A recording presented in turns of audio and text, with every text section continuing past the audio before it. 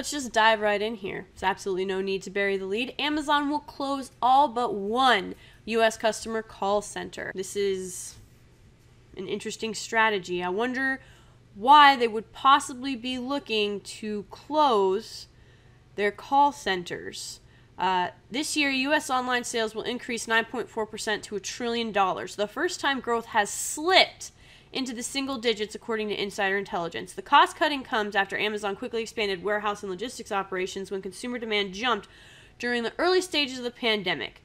Yes, we are blaming the pandemic. Folks, it is October of 2022. We are almost 3 years out from 2020.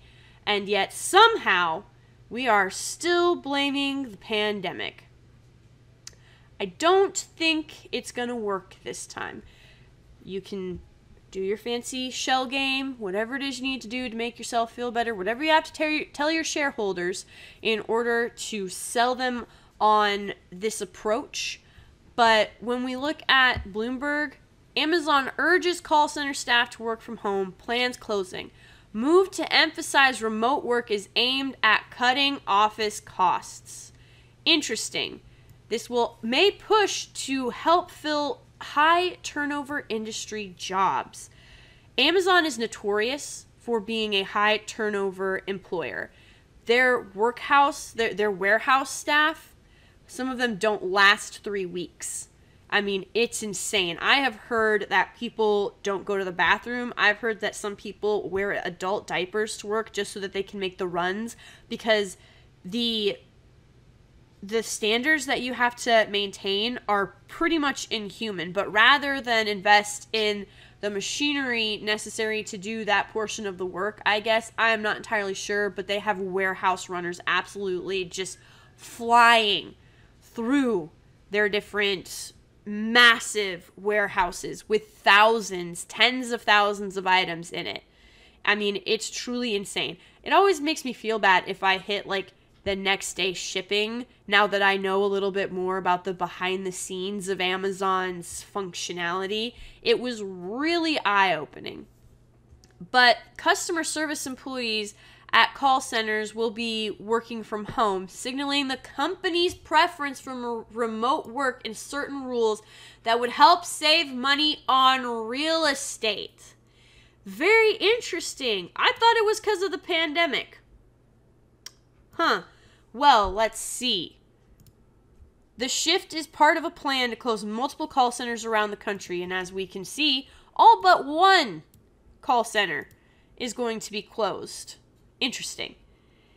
So they're trying to make this sound like a great benefit, that it's going to add more flexibility, that this is going to be a good move, that people will be able to work from home.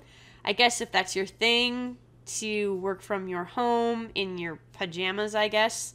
I just find it a little ironic that these same people, not all of them, but some of these same people are the ones calling YouTubers and streamers basement dwellers, neckbeard, mouth breathers who live with their parents and have no foreseeable future. But apparently when you frame it like this, it's gravy. It's all good. Yeah. Whatever floats your boat. However you have to word that so your workforce doesn't feel like you don't care about them and do not wish to provide facilities for them to work at. And I'm sure many of them are going to think that this is a fantastic move because, of course, the pandemic forced companies to embrace remote work for customer service roles. And many employees are resisting efforts to return to offices. Here's the interesting part. The call center employees make up a small fraction of the company's more than 1.5 million workers. So are you saying that because this particular group of workers, this particular section of employees are a minority fraction in your company, they do not deserve facilities and to be provided the infrastructure to properly do their job? Because let me tell you something, this remote work sounds great, but I hope every single one of those employees is ready and willing to put in a hard landline with the ability for multiple lines to come in and out, that you are willing to pay for the highest available FiberNet internet that you are able to get in your area. Because guess what? If you can't get either of those two things, both of them, Amazon will probably let you go. Because you still have to be able to do your job efficiently and effectively. But Amazon isn't going to pay for you to install FiberNet, Ethernet, telephone, whatever it is to your home. Nope, you're going to have to pay for that landline. You're going to have to pay the monthly service for it, the phone company in order to have that landline. And because this is going to be technically a business line, well, that's something that's going to have to be reported on your taxes.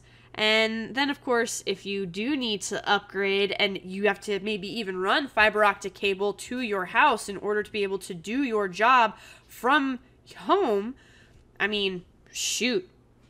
I think it's, at least I know in certain areas in the rural South, we're talking to run 3 miles of fiber internet cable was, I think, $10,000 a mile or something to that nature.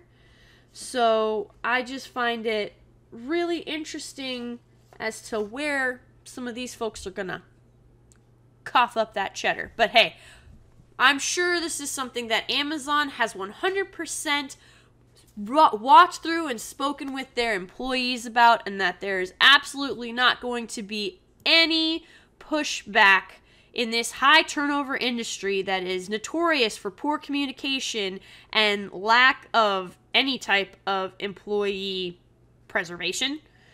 So, no worries there. Still blaming the pandemic, and boy howdy. Now, I find it interesting that we're trying to, as it has stated, save on real estate. And I just cannot fathom for the life of me why Amazon would need in any way, shape, or form to cut costs on real estate, or cut costs at all, especially when it's not something that Amazon has ever had to concern itself with before. It's almost like Amazon made a really big bet, and it's not quite turning out in their favor. So they are liquidating assets in order to cover their butts, perhaps. I'm not sure, but if I were a betting person, I think that if I were to spend an absolute megaton amount of money on a project, I would make sure that I had talented writers, that I had talented cast members, that I had people who were passionate about the project and were very knowledgeable about it and weren't afraid to speak up if something was wrong or out of place, because I would be depending on a positive reaction and fan enthusiasm to carry my project and to make it worth it. I don't know. I just can't quite put my finger on it. It's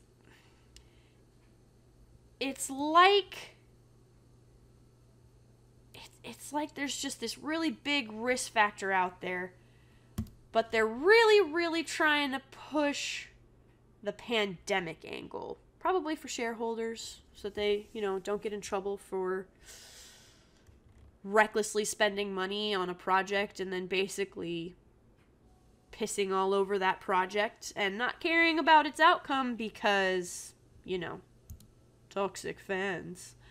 So let me know what you think down in the comments below. I hope you all have a great evening, and Amazon, you reap what you sow.